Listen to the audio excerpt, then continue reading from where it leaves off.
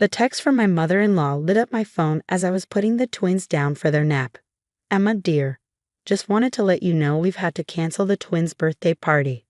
The deposit is non-refundable, but we found a better use for the remaining funds. They're only turning 4. They won't even remember. Talk soon, Foxo. I stared at my phone, my hands trembling with rage. The $5,000 I'd given them last week wasn't just party money. It was every extra dollar I'd scraped together over the past year, working double shifts at the hospital while raising twins alone since their father's death. My in-laws had insisted on handling the party arrangements, claiming they wanted to take some burden off the widow. Another text buzzed through. By the way, Harold and I are leaving for our cruise tomorrow. 2 weeks in the Caribbean. We simply couldn't pass up such a great deal. The kids will understand. I looked over at my sleeping children, Lily and Lucas, their matching blonde curls splayed across their pillows. They'd been talking about their birthday party for months, excited about the bouncy castle and petting zoo their grandparents had promised. Now those dreams were funding another of Patricia and Harold's impulsive vacations. Emma, are you there? Don't be difficult about this. The kids won't care. They're barely old enough to know what day it is. My fingers hovered over the phone, but instead of responding, I opened my banking app. Just as I suspected, they'd transferred the money to their personal account the same day I'd given it to them. Not a single deposit had been made to any party vendors. This wasn't the first time they'd taken advantage, but it would definitely be the last. Since James died 2 years ago, his parents had treated me like an incompetent child, questioning my parenting decisions, showing up unannounced, and constantly reminding me how lucky I was to have them. They'd even tried to contest James' will when they discovered he'd left everything to me and the kids. You're too young to manage such responsibility, Patricia had said, her voice dripping with condescension. We'll handle the finances, it's what James would have wanted. But James had known exactly what he was doing. In the months before his accident, he confided in me about his parents' manipulative behavior. Their constant money problems disguised as concern for family. He'd set up ironclad trusts for the twins and made sure everything was in my name. What my in-laws didn't know was that I'd been documenting everything since James's death. Every manipulative text, every financial violation, every attempt to undermine my parenting. Their latest stunt was just the final piece of evidence I needed. I picked up my phone and made 2 calls. The first was to my lawyer, Sarah Martinez, who'd been helping me build a case for a restraining order. The second was to my sister Kate, who worked for the cruise line my in-laws had booked with. They did what? Kate exclaimed, her voice rising with indignation. Hold on, let me look up their booking. Found it. Caribbean Deluxe Package, departure tomorrow at 11 a.m. Want me to work some customer service magic? I smiled for the first time since receiving Patricia's text. Just flagged their payment for review. I have a feeling that transaction might raise some red flags. Consider it done, Kate replied. And Emma, it's time you stop letting them walk all over you. She was right. I've been trying to keep the peace for the twins' sake, wanting them to have grandparents in their life. But Patricia and Harold had proven time and again that they saw their grandchildren as pawns, not people to cherish. My phone buzzed again. Another text from Patricia. We'll bring the kids some souvenirs. Much better than some silly party they won't remember. I took a deep breath and typed out my response. Thanks for letting me know about the cruise.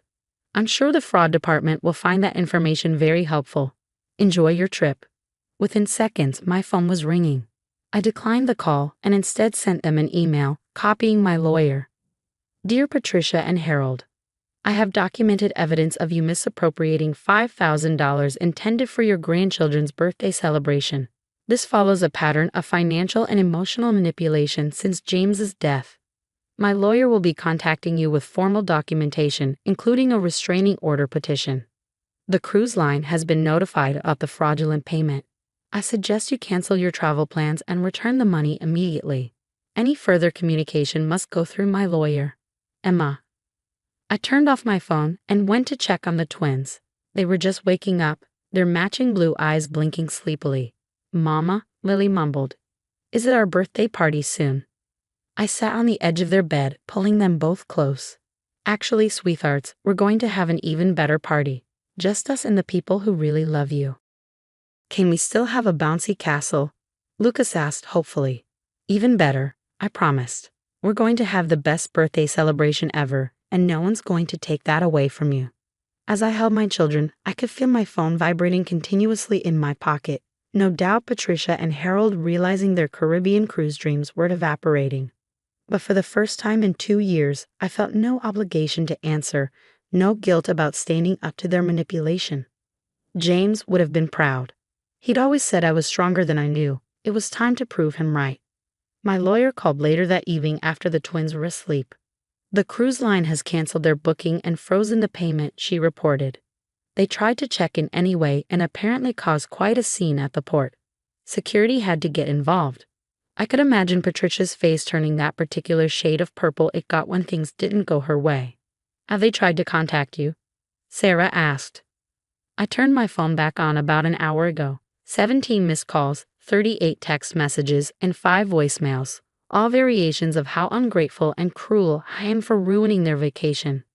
Perfect, Sarah said. Every message helps build our case. The restraining order petition will be filed first thing tomorrow morning. In the meantime, I suggest you start planning one amazing birthday party. I looked at the party supplies I'd already ordered online. A massive bounce house water slide combo, a mobile petting zoo, and a cake that would make my twins' eyes light up. The party would be at our house now, surrounded by true friends and family who loved Lily and Lucas for who they were, not what they could be manipulated into. Patricia and Harold had tried to steal my children's special day, but in doing so, they'd given me an unexpected gift, the strength to finally cut them out of our lives. The twins' birthday was 2 weeks away, and this time, no one would ruin their celebration. The 2 weeks leading up to the twins' birthday were surprisingly peaceful.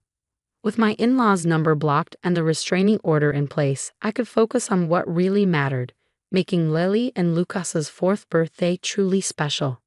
But peace never lasts long when Patricia and Harold are involved. 3 days before the party, I was at work when the hospital receptionist called up to the pediatric ward where I was on shift. Emma, there are 2 people insisting on seeing you. They say they're the twins' grandparents. My stomach tightened. They're not allowed contact with me. If they don't leave, call security. I peered down from the nurse's station window and saw Patricia and Harold in the lobby, Patricia waving a gift bag dramatically, while Harold demanded to speak to someone in charge. Their Caribbean cruise clothes looked oddly out of place against the sterile hospital background. This is ridiculous, Patricia's voice echoed through the lobby. We have rights. Those are our grandchildren. Security arrived quickly, and I watched as my in-laws were escorted out, Patricia still clutching her gift bag like a shield. I didn't need to see inside to know it would be full of cheap souvenirs, their standard attempt at buying forgiveness. My phone buzzed with a text from an unknown number. Harold using a different phone. You're making a huge mistake. Patricia's hired a lawyer. We'll take the twins if we have to. You can't keep them from us. I forwarded the message to Sarah, who responded immediately. Perfect. Their threats just strengthened our case. The hearing's tomorrow. This timing couldn't be better. That evening, I sat the twins down for a difficult conversation. They were young, but they deserved some explanation about why their grandparents wouldn't be at their party. Sometimes, I explained, watching their matching confused expressions, grown-ups make bad choices that mean they can't be around for a while. Did Grandma and Grandpa make bad choices? Lily asked, her small face scrunched in concentration. Yes, sweetheart, they did. Is that why they took our party money? Lucas added, surprising me with his perception. I pulled them both close. Yes, but that's why we're having an even better party here at home, with people who love us and make good choices. The next morning, I faced Patricia and Harold across the courtroom. They'd dressed for sympathy, Patricia in a conservative dress that screamed devoted grandmother, Harold in a suit that had seen better days. Their lawyer presented a sob story about loving grandparents being alienated from their precious grandchildren. Then Sarah stood up and methodically laid out our evidence. Financial records showing the stolen party money, screenshots of threatening messages, documentation of their past attempts to contest James's will, and statements from witnesses detailing their pattern of manipulation. Furthermore, Sarah concluded, their recent threats to take the twins demonstrate exactly why this restraining order is necessary. The judge agreed. The temporary order was made permanent, Patricia and Harold were legally required to stay away from us. No contact, no visits, no more showing up unannounced to cause scenes. As we left the courthouse, Patricia called out, "You're just like your mother, selfish and cruel. James would be ashamed of you." I turned my voice steady. "No, Patricia. James knew exactly who you were. It's why he made sure you'd never have control over his children's lives." Her face went pale. Harold tried to step forward, but his lawyer held him back. That night, Kate came over to help with final party preparations. "You know they're not going to give up easily," she said as we hung streamers across the backyard. "I know," I replied, adjusting a balloon arch. But for the first time since James died, I'm not afraid of them anymore. The twins were already asleep upstairs, their excitement for tomorrow's party having worn them out. I checked the security cameras, a new addition since the restraining order, and made sure everything was locked up tight. "James would be really proud of you," Kate said softly. "You're giving the twins the protection and stability he wanted for them." I touched the locket I always wore, the one with James pictured inside. He tried to warn me about them years ago. I just wasn't ready to hear it then. And now? Now I'm done letting them hurt my family. We finished decorating late into the night. The backyard had been transformed into a magical space, with the bounce house water slide combo already set up, tables arranged for tomorrow's guests, and a special area prepared for the petting zoo animals that would arrive in the morning. Everything was perfect, but I knew better than to let my guard down. Patricia and Harold had never respected boundaries before. A legal document wouldn't change that overnight. I'd hired security for the party, disguised as party staff. The real guests had already been notified of the situation and given specific instructions about not letting the twins out of sight. It felt extreme, but I knew my in-laws well enough to expect them to try something. As I lay in bed that night, my phone lit up with another unknown number. This time it was a voicemail from Patricia.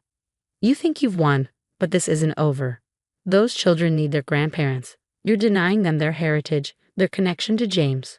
We'll see how the judge feels when we show them what an unstable mother you really are." I forwarded the voicemail to Sarah and tried to sleep, but Patricia's words kept echoing in my mind. Not because I believed them, but because they confirmed what I'd always known. My in-laws would never stop trying to control us. Tomorrow would be a test. The twins deserved their perfect birthday party, and I was determined to give it to them, no matter what Patricia and Harold might try to do to stop it. I checked the security cameras one last time before closing my eyes. Everything was quiet, but somehow, I knew tomorrow would bring chaos. Patricia and Harold had never been able to stand being excluded, being proven wrong, or most importantly, being shown up. The party wasn't just a celebration anymore, it was a statement, and my in-laws had never been good at accepting statements they didn't write themselves. The morning of the twins' birthday dawned bright and perfect. The sound of excited squeals filled the house as Lily and Lucas discovered their special birthday breakfast, pancakes shaped like their favorite animals. "Mama, look, mine's a giraffe," Lily exclaimed. "And mine's an elephant," Lucas added, drowning his pancake in syrup. Everything was going smoothly. The petting zoo handlers arrived early to set up their enclosure. The bounce house was already inflating, and Kate was helping coordinate the catering setup. Our security team, dressed casually in polo shirts, maintained a subtle presence around the property. The first guests started arriving at noon, friends from the twins' preschool, our neighbors, my coworkers from a hospital, and their children. The backyard filled with laughter and excitement. I was helping Lucas feed a baby goat when one of the security team members touched his earpiece and approached me discreetly. "Ma'am, there's a situation at the front gate. Your in-laws are here with a police officer." My heart dropped, but I was prepared for this. "Stay with the twins," I told Kate, and made my way to the front. Patricia and Harold stood at my gate, a young police officer beside them. Patricia clutched a large gift-wrapped box, while Harold waved papers in the air. "See," Patricia was saying to the officer, "we're their grandparents. She's keeping us from our own grandchildren on their birthday." I approached calmly, the restraining order documentation ready on my phone. "Officer, I'm Emma Mitchell. These individuals are legally barred from contacting me or my children. Here's the court order from yesterday." The officer reviewed the documents on my phone, then turned to my in-laws. "Ma'am, sir, this is a valid restraining order. You need to leave the premises immediately." "This is ridiculous," Harold exploded. We have rights. Those are our grandchildren. Your rights were revoked when you stole their birthday party money for a cruise, I said firmly. Please leave before this becomes more embarrassing for you. Patricia thrust the gift toward me. At least let us give them their presents. We're not monsters. Like the souvenirs you tried to bring to the hospital? I asked. No thank you. The twins don't need your guilt gifts. The officer stepped between us. Sir, ma'am, if you don't leave now, I'll have to arrest you for violating the restraining order. Patricia's face contorted with rage. She hurled the gift box at my feet, where it burst open, revealing cheap tourist trinkets from their cruise. You ungrateful witch. You've poisoned our grandchildren against us. James would be disgusted with you. That's when we heard small voices behind me. Mama? Why is Grandma yelling? The twins stood there with Kate, their eyes wide with confusion. Patricia immediately switched to her sugary sweet grandmother voice. Lily, Lucas, darlings, come give Grandma a hug. We brought you presents. Before she could move, the officer stepped forward. That's enough. You're both under arrest for violating the restraining order. As he called for backup, I hurried the twins back to their party. Behind us, I could hear Patricia's hysterical screams and Harold's blustering threats. Mama? Lucas asked as we walked. Are Grandma and Grandpa in trouble? I knelt down to their level. Yes, sweetheart. They made bad choices again. But you know what? We're not going to let that ruin your special day. And we didn't. The party continued wonderfully. The twins rode pommies, bounced until they were breathless, and delighted in their 3-tier castle cake. They were surrounded by people who truly loved them, who showed up not to control or manipulate but to celebrate their joy. Later, after the last guest had left and the twins were asleep upstairs, exhausted but happy, Kate helped me clean up. You know this isn't overt, she said, collecting stray balloon pieces. I know, I replied. But today proved something important. We can be happy without them. The twins can have wonderful memories that don't include Patricia and Harold's drama. My phone buzzed with a text from Sarah. Patricia and Harold were released on bail. They're being charged with violating the restraining order. This strengthens our case significantly. I looked around at the aftermath of our perfect party. The deflating bounce house, the remnants of cake, the happy birthday banner swaying in the evening breeze. My in-laws had tried to steal this from us. I tried to replace it with their cheap souvenirs and guilt trips. Instead, they'd given us an unexpected gift. The strength to stand together as a family, just the 3 of us. Upstairs, I peeked in on the twins. They clutched their new stuffed animals from the petting zoo, their faces peaceful in sleep. On their nightstand sat a framed photo of James, his smile watching over them. We did it, I whispered to his picture. We gave them the birthday they deserved. And I promise you, no one will ever steal their joy again. Tomorrow would bring me challenges. Patricia and Harold would likely escalate their attempts to regain control. But for now, in this moment, we were happy. We were free. And that was the best birthday gift of all.